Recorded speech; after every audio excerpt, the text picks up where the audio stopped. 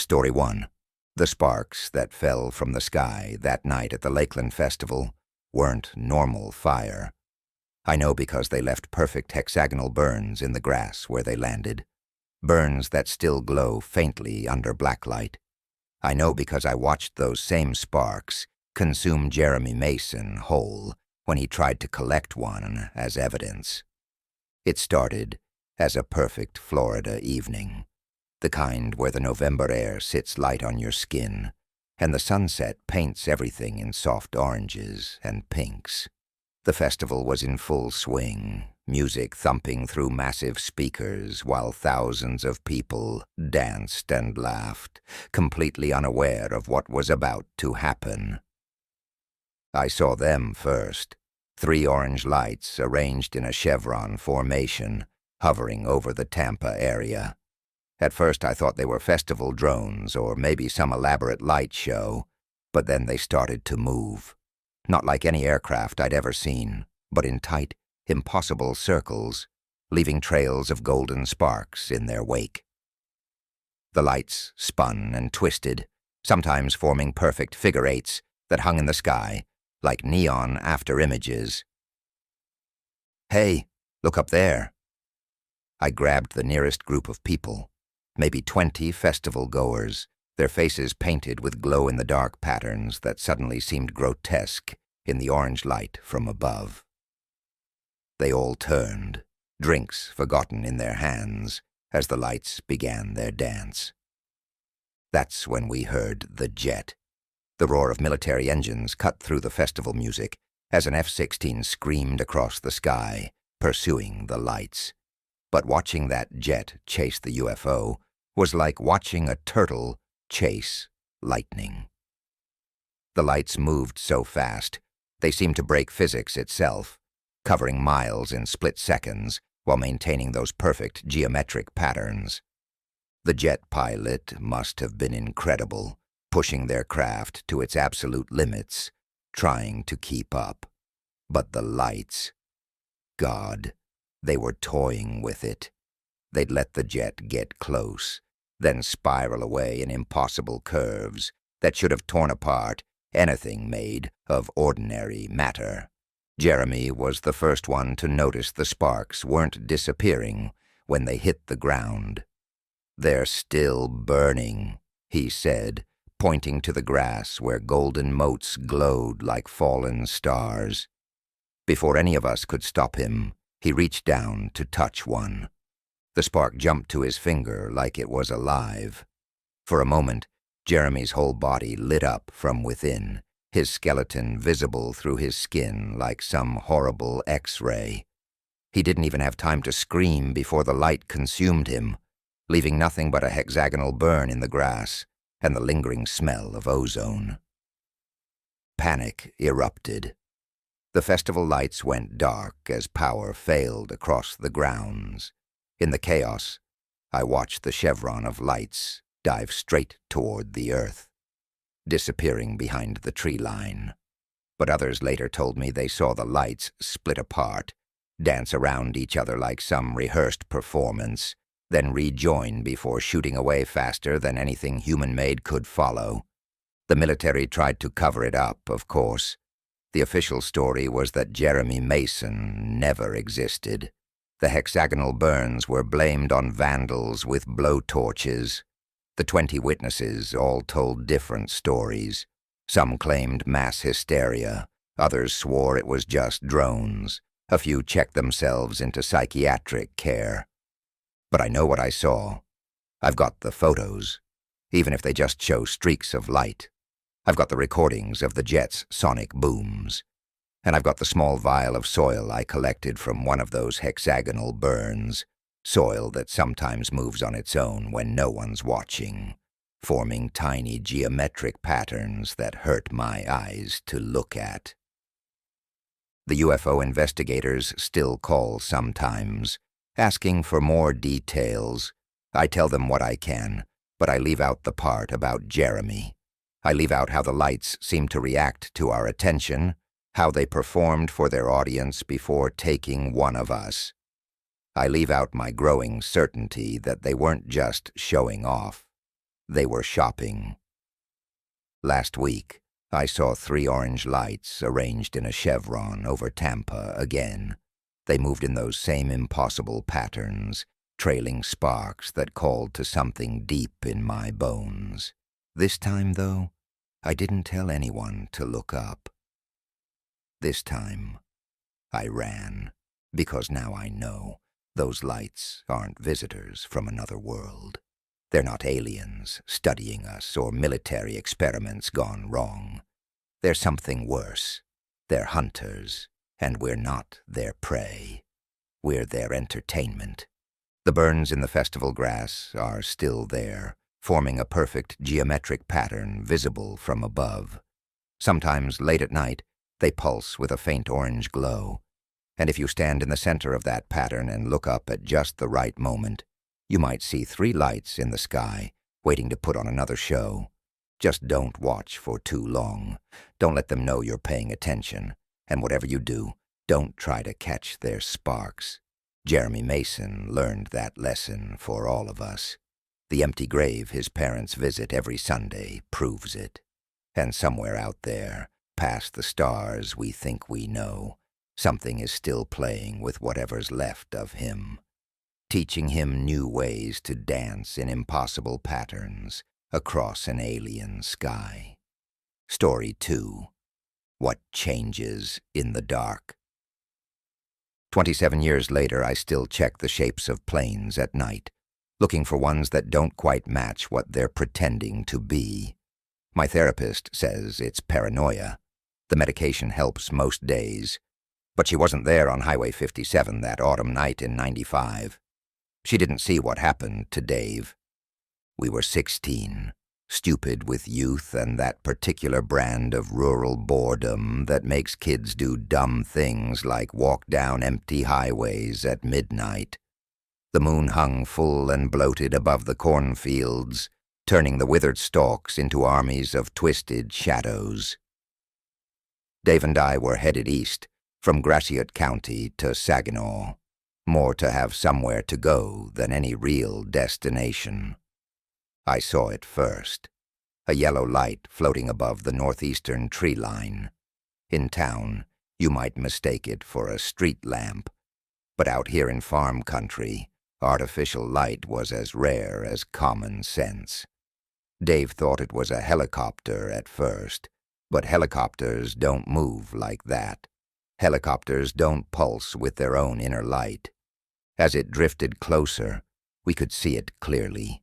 A perfect sphere of yellow luminescence with a black ring set at a 45-degree angle, like Saturn got drunk and wandered into our atmosphere.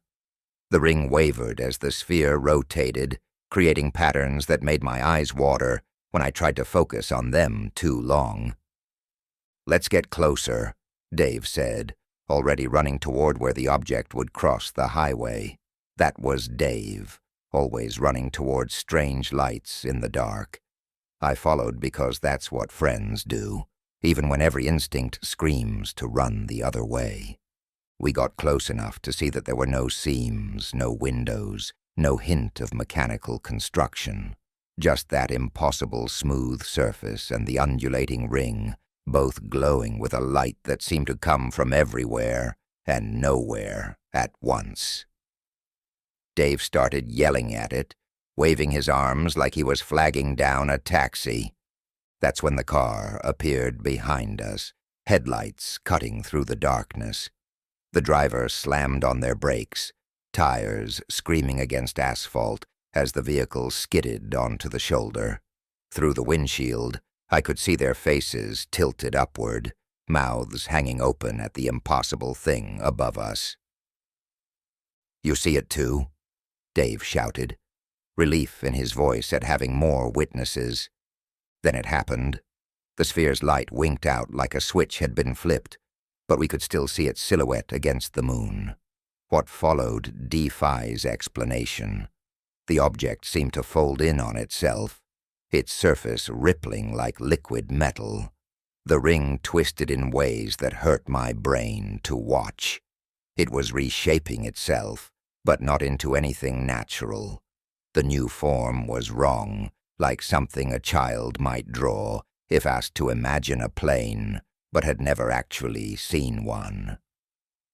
Red, white, and blue lights flickered to life along its distorted surface, a crude mimicry of aircraft warning lights, but they blinked in patterns that were just slightly off, like someone had learned about planes by watching them through warped glass. I turned to the car, ready to share another look of astonishment with our fellow witnesses, but their faces had changed. Their features were still there, still arranged in approximately human positions, but something was wrong about the spacing, the angles, like their skin was a mask that didn't quite fit what lay beneath. They drove away without acknowledging us, staring straight ahead with eyes that reflected light, like polished metal. Dave ran after them, pounding on their window, but they never turned, never blinked, just kept driving west with that same wrong-angled look on their faces.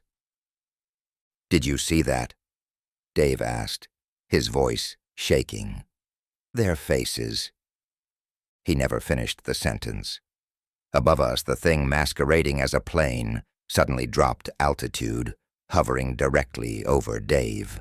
A beam of that yellow light hit him full in the face, and I watched in horror as his features began to shift, rearranging themselves like wet clay being molded by invisible hands. I ran. God help me. I ran, and didn't look back. Behind me, I heard something that might have been Dave's voice, but stretched and distorted like a tape playing at the wrong speed. When I finally stopped, miles down the road, the plane was gone. So was Dave. The police found him 3 days later, walking along Highway 57 in the opposite direction. He looked normal enough at first glance, but those who spoke to him said something was off about his movements, his speech patterns. His parents pulled him out of school a week later, moved away without leaving a forwarding address. I tried to track him down recently, driven by guilt and curiosity. Found his social media profile, just one photo, his face turned at an angle that's not quite right, his smile containing too many teeth arranged in patterns that human dentistry can't explain. The doctors say my fear of planes is a trauma response. They prescribe pills to help me sleep when I hear aircraft overhead. But they don't understand that it's not the planes I'm afraid of. It's the things pretending to be planes. The things that can reshape themselves and us. Sometimes on full moon nights, I drive out to that stretch of Highway 57. The cornfields are still there, still full of shadows. Sometimes I see lights in the distance, red, white, and blue, blinking in patterns that are almost right, but not quite. And sometimes I think I see Dave standing in the fields, his face turned up to the sky, his features slowly shifting into new configurations as he waits for his ride home. I don't stop anymore. I've learned that some things that change shape in the dark never change back. And sometimes, when I look in the mirror late at night, I swear my own features aren't quite where I left them. Story 3. Northeast Ohio has always been a thin place. That's what my grandmother called it. A place where the membrane between worlds wears down, becomes permeable. Growing up there, you get used to seeing things that shouldn't exist. But what happened that December night in 2009 wasn't just another ghost story. It was the night the visitors finally noticed me noticing them. I was 18, home for winter break, trying to lose myself in Toole's Jambi at 3:30 a.m. My second-floor bedroom was dark, except for the soft glow of my iPod, and I had my eyes closed, letting Maynard James Keenan's vocals wash over me. That's when the music started to change. At first, I thought my headphones were dying. There was this high-pitched whine cutting through the guitars, something electronic and wrong. But when I opened my eyes, my entire room was bathed in a sickly green light that pulsed in time with that alien frequency. The light seemed to have substance like luminous fog that moved with purpose. I ripped out my headphones, and that's when I heard it clearly, a sound that human language isn't equipped to describe. Imagine electricity screaming, or the noise a tear in reality might make. The green light intensified, and with it came a pressure in my head, like something was trying to push thoughts into my brain that it wasn't designed to hold. Through my window, I saw it rise up from behind the neighbor's house, a massive triangular craft, darker than the night sky, blocking out the stars. 3 orbs of crackling green energy pulsed beneath it in perfect triangular formation. But they weren't just lights, they were eyes, and they were looking directly at me. The craft passed so close over our house that I could see patterns in its metallic surface, not rivets or seams, but something organic, like circuitry grown instead of manufactured. The entire house shook, picture frames crashing to the floor, but somehow my family slept through it. Later I'd realize why I was the only one who woke up. That's when the whispers started. Not in my ears, but directly in my mind. They spoke in geometric shapes and impossible colors, but somehow I understood. They'd been watching me. All those other encounters, the ghosts, the unexplained lights, the shadowy figures at the edge of vision. They weren't separate phenomena. They were tests, observations, and I'd finally passed some cosmic threshold of awareness. The green light began to seep through my window like liquid, forming patterns on my wall that hurt to look at. In them, I saw other worlds, other dimensions layered over our own, like pages in a book. I saw creatures that defied physics, beings that existed in more dimensions than human minds can process. And they saw me seeing them. My room started to change. The walls seemed to breathe, the corners bent at angles that shouldn't be possible. My reflection in the mirror wasn't quite synced with my movements anymore, like it was being puppeteered by something trying to understand how human bodies work. I thought about waking my mom and sister, but when I tried to move, I realized the green light had substance. It clung to me like spider webs made of radiation, and where it touched my skin, I could feel changes beginning. My fingers were casting shadows that didn't match their movements. My heartbeat had synchronized with the pulsing of those 3 green orbs. That's when I remembered what my grandmother had told me about thin places. They're not just where other things can get in. They're where we can get out. The visitors weren't just observing anymore. They were inviting me to see what was on the other side. I didn't wake my family. Instead, I spent the rest of the night watching my room slowly reshape itself around me. The walls kept their new impossible angles even after the green light faded. My mirror still shows movements that happen seconds before I make them. And sometimes, when I play that Tool song again, I can hear those other frequencies hiding behind the music, waiting to be noticed. The craft never came back, but it didn't need to. That night changed something fundamental about how I perceive reality. The ghosts I used to see occasionally, they're always visible now, going about their business in a layer of existence just slightly offset from ours. Those mysterious lights in the sky, I understand now that they're not vehicles, they're windows, opening and closing as higher dimensional beings study our limited perception of space-time. Northeast Ohio is still a thin place, but now I know it's not just about the membrane between worlds being permeable. It's about the membrane between states of consciousness, between different levels of awareness. The visitors didn't choose this area randomly.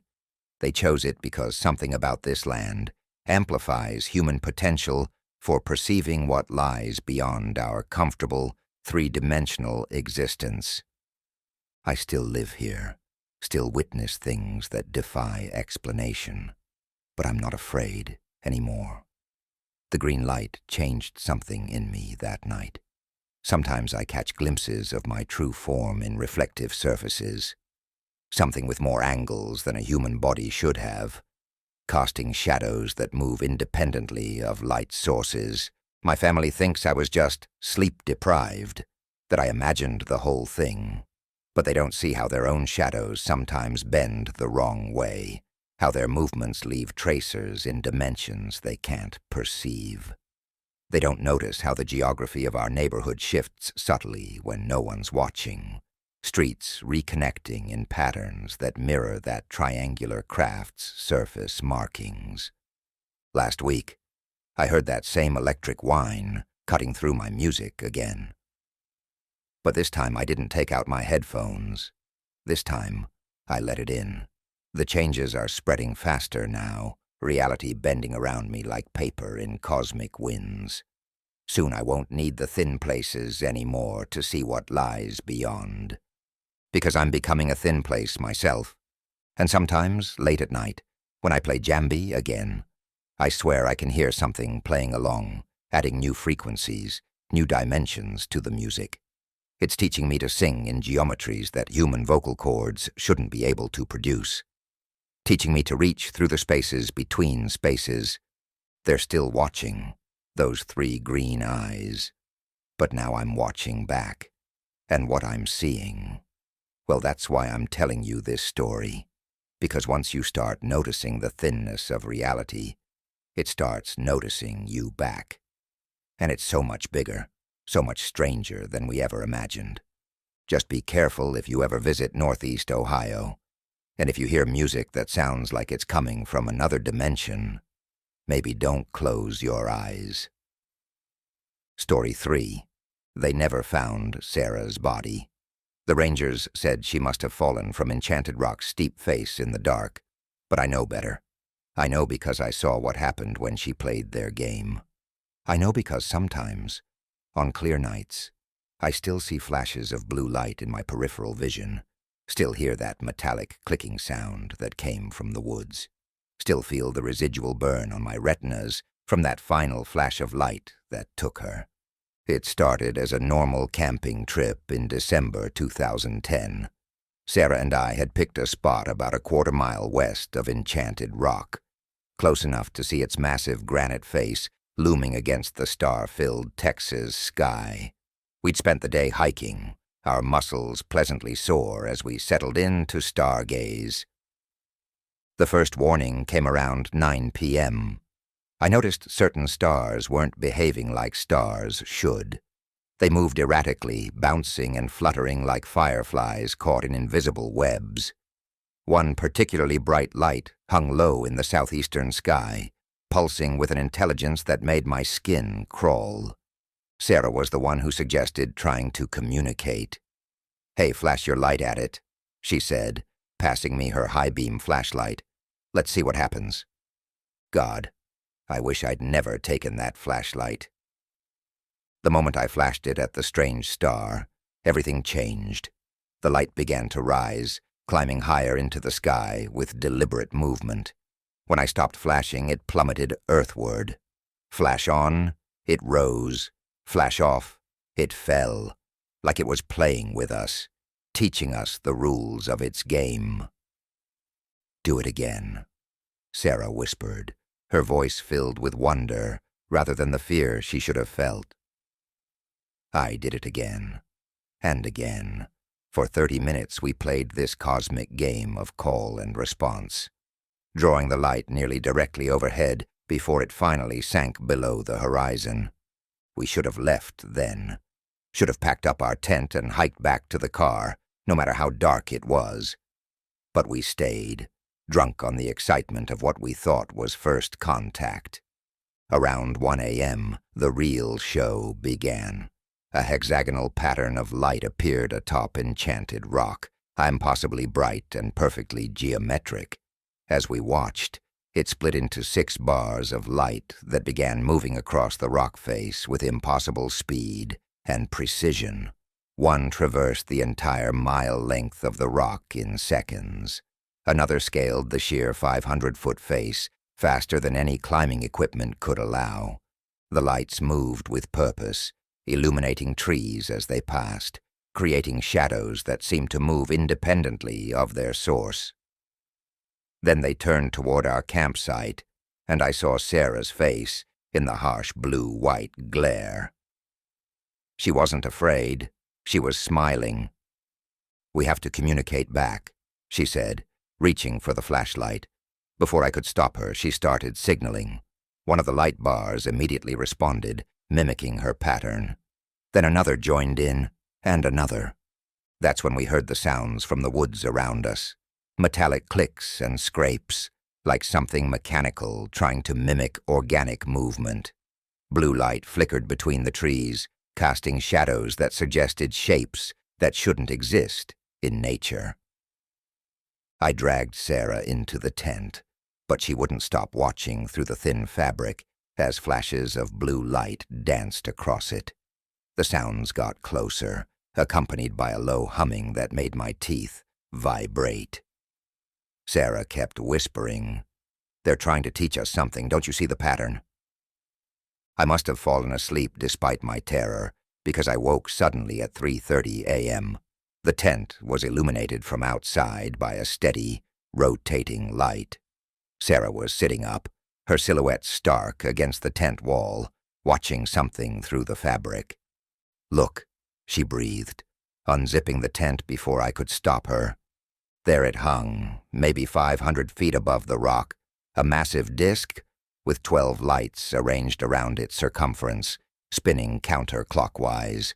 It moved in impossible patterns, changing direction instantly, performing figure eights that violated the laws of physics. The lights pulsed in complex sequences that Sarah watched with an intensity that frightened me. "It's a language," she said, grabbing the flashlight again. "I can almost understand it." "Sarah, don't." But she was already outside the tent, flashing responses to the craft. The 12 lights suddenly froze their rotation. Then, as one, they all turned to point at her. The blue-white glare illuminated her face, and I saw that her eyes had begun to glow with the same cold light. "I understand now," she said, her voice overlaid with a high-pitched harmonic that made my ears ache. "They've been watching us, teaching us, preparing us." The light intensified, and Sarah's shadow split into 12 identical silhouettes, each pointing in a different direction. Her body began to rise slowly off the ground, still casting those impossible shadows. "Sarah." When she turned to look at me, her face had changed. There were angles to it that shouldn't exist, geometries that human features can't form. "Don't you want to learn?" she asked, her voice now coming from all directions at once. "They can show us everything." The lights began to spin again, faster and faster, with Sarah at their center. Her body started to distort, stretching and compressing like a reflection in a funhouse mirror, the air filled with that metallic clicking sound from the woods. But now it seemed to be coming from inside her. I scrambled out of the tent, trying to reach her, but an invisible force held me back. All I could do was watch as the lights spun faster, as Sarah's form became more abstract, less human, until finally. The flash was so bright, it left me blind for several minutes. When my vision cleared, both Sarah and the craft were gone. All that remained was a perfectly hexagonal pattern burned into the ground where she had stood, and her flashlight, its beam still pointing up at the empty sky. The official search lasted 2 weeks. They found our campsite undisturbed, except for that hexagonal burn mark, which the rangers attributed to illegal campfire activity. They found no trace of Sarah, no evidence of the lights, nothing to support my story. But sometimes, on clear nights, I see strange stars moving in familiar patterns. Sometimes I hear metallic clicking in the woods behind my house, and sometimes I see flashes of blue-white light that seem to be trying to tell me something. I never flash lights at the sky anymore. I don't look too long at the stars, because I remember Sarah's last words, spoken in that harmonics-laden voice. They can show us everything.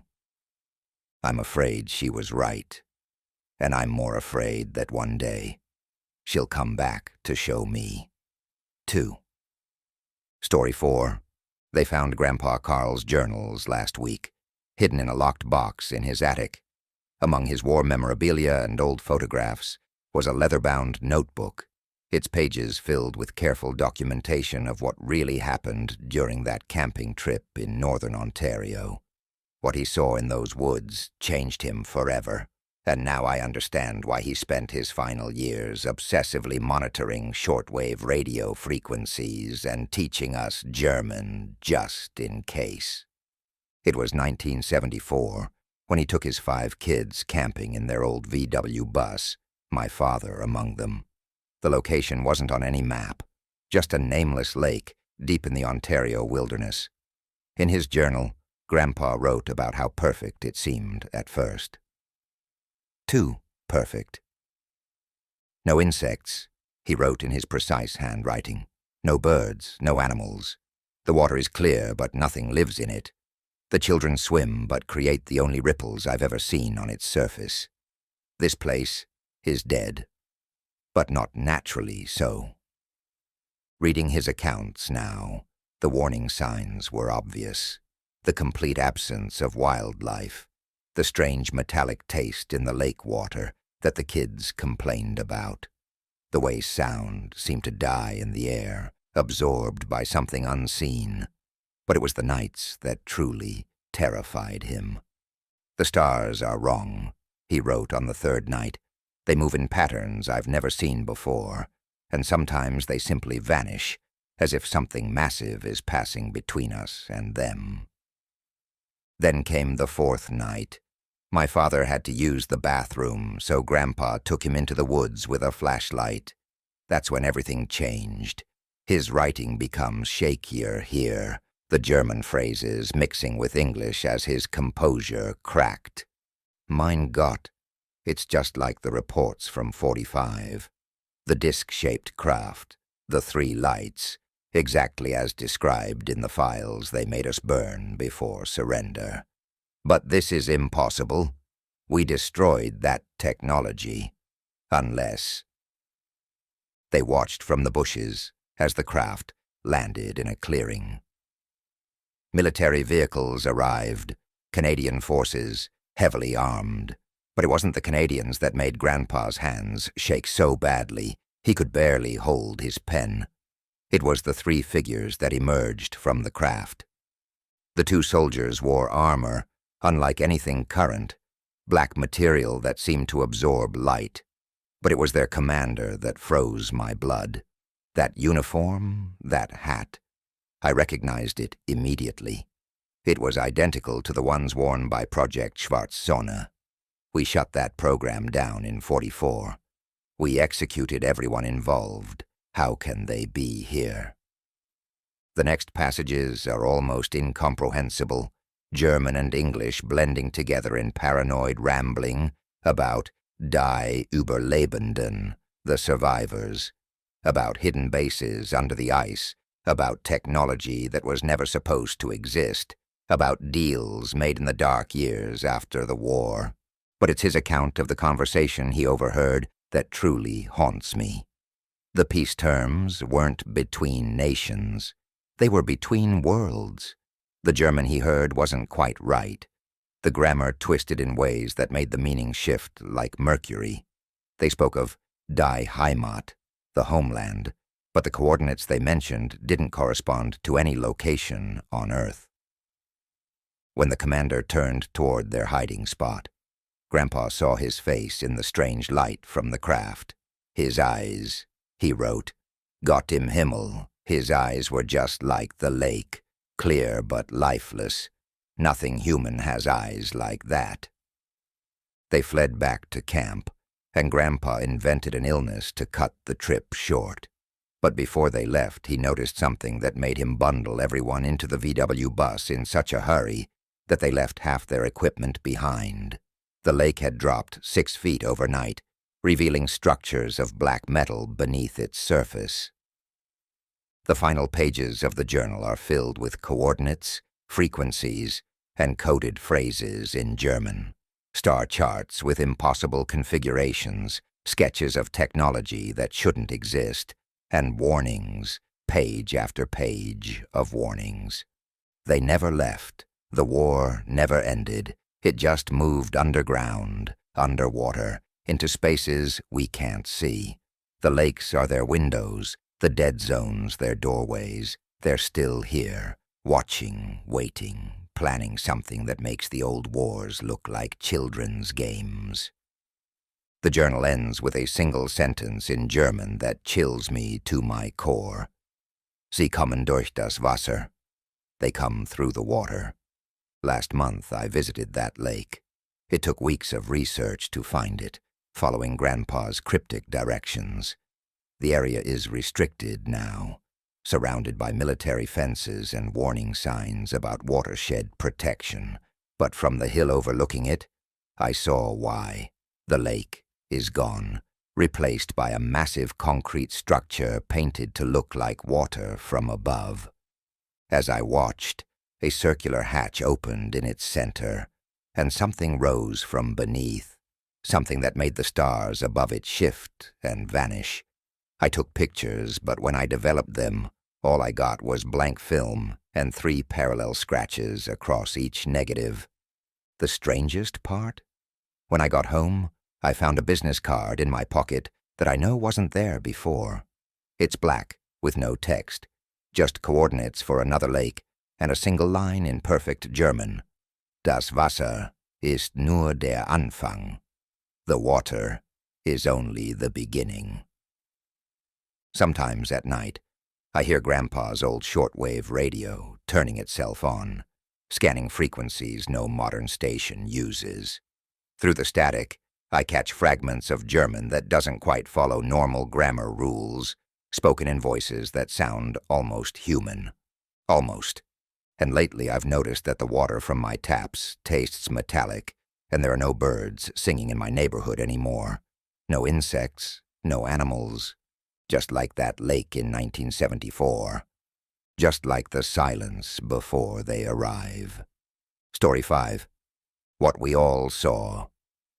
The orange light still haunts my dreams, 28 years later.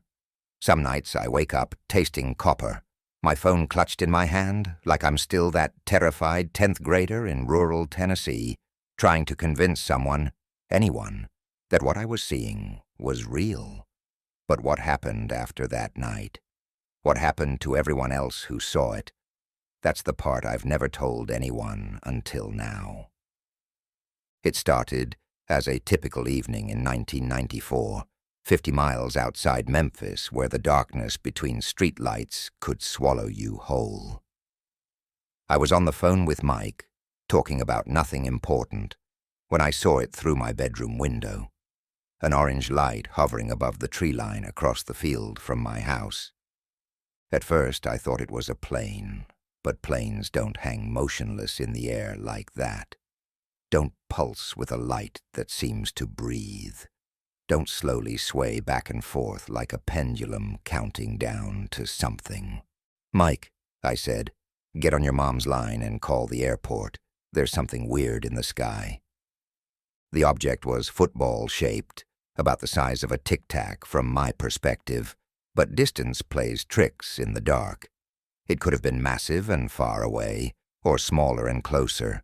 The way it moved wasn't natural, too smooth, too deliberate, like it was scanning for something or someone. The Podunk Airport thought we were pranking them, said there was nothing on their radar that could explain what I was seeing. But I knew what I saw, and apparently, I wasn't the only one. The next day at school, Jenny Carter mentioned seeing an orange light near her farm. Then Tommy Wilson said he had spotted it too, over by Miller's Creek. By lunch, 6 different people had stories about the light. But here's where it gets strange, where the story I've kept to myself all these years really begins. Each person who saw it started changing. Subtle things at first. Jenny stopped wearing her cross necklace, said it burned her skin.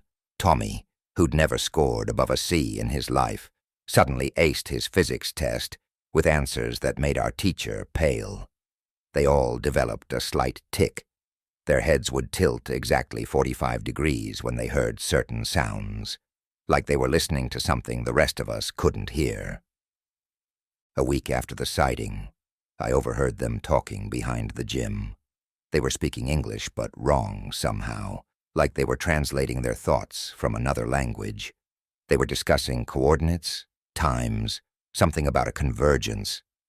That's when I noticed they all had the same small mark behind their left ear, a perfect orange circle the size of a pencil eraser that seemed to pulse faintly in the dark.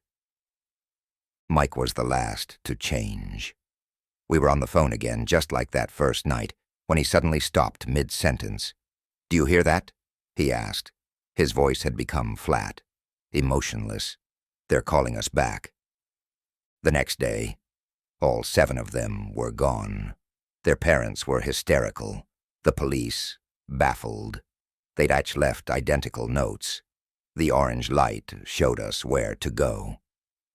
The official story was that they'd formed some sort of suicide pact, but no bodies were ever found. The searches turned up nothing except strange circular burns in the field where I'd first seen the light, burns that formed patterns that looked like coordinates when viewed from above. Years passed. People moved on, or pretended to. But every now and then I'd hear stories from other small towns, stories about orange lights and missing teenagers and strange marks behind ears. Always 7 at a time, always after the light appears. Last week, my daughter called from college in rural Kentucky. "Dad," she said, her voice shaking, "there's this weird orange light outside my dorm, kind of football-shaped. 6 other people say they can see it too." I got in my car immediately, broke every speed limit between here and Kentucky. But when I arrived, she was already gone. Her roommate said she'd been acting strange the night before, tilting her head at odd angles, speaking in words that didn't quite make sense. On her desk, I found a note in handwriting that wasn't quite hers. "Now you'll see what we all saw." The police are treating it as another disappearance, but I know better, because last night I saw the orange light again, hovering over my house. It moved just like it did 28 years ago, swaying back and forth like a pendulum. My phone rang, a number I didn't recognize. When I answered, I heard 7 voices speaking in unison. I recognized them all: Jenny, Tommy, Mike, and the others, their voices unchanged after all these years.